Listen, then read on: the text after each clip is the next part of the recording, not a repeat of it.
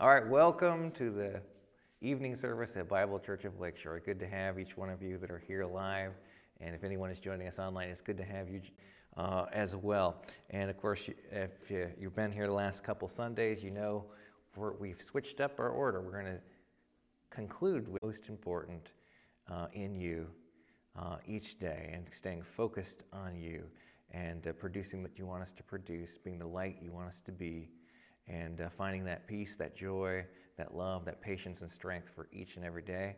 And I pray now, Lord, that you would help us to be able to focus on your word and what you're saying to us. And I thank you for, in advance, for how you will work with this and any testimony that may come out of this tonight or be shared tonight, and the fellowship that may follow, and the songs.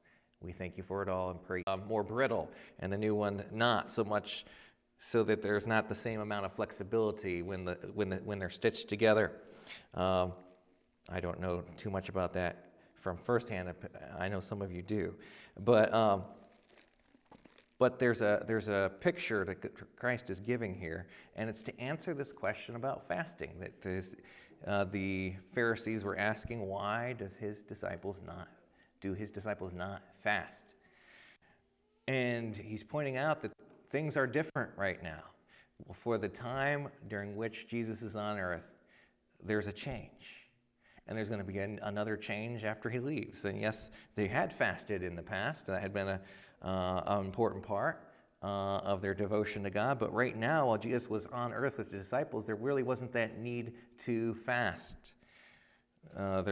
Jesus does mention fasting in the Sermon on the Mount, and how we ought to fast when we fast, which implies that we should fast at times, because he said when and not if we fast, and we shouldn't make it known to other people that we're fasting. That it should be our devotion to God, and that we'll have our reward with God for that giving to God, to be able to focus. The purpose of fasting really is to focus on the Lord, what he's saying to us, and what we're preparing to do for him, what we're asking for from him. Jesus fasted for 40 days in the wilderness, and he mentioned that when the disciples couldn't cast out the demons, that this kind didn't come out but by prayer and fasting. There's some prayers that really fasting goes along with.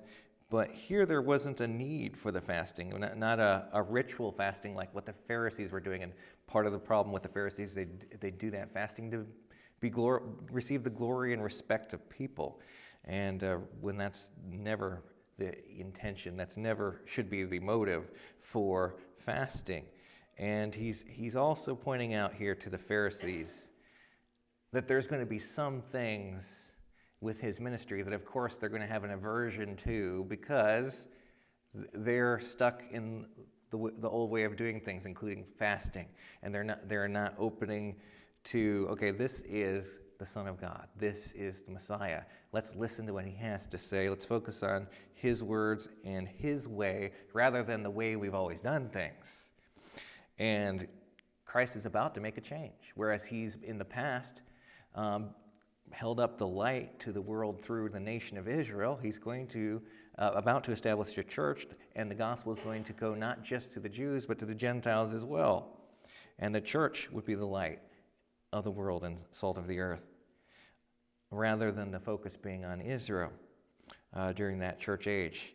So there's a difference between these dispensations, and the cloth represents those differences. And he continues with that picture in verse 37, no man putteth new wine into old bottles, lest else the wine will burst the bottles and be spilled, and the bottles shall perish.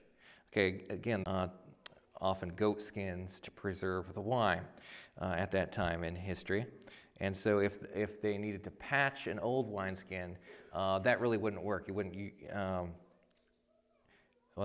that was the cloth. If they wanted to put old wine, they would use that.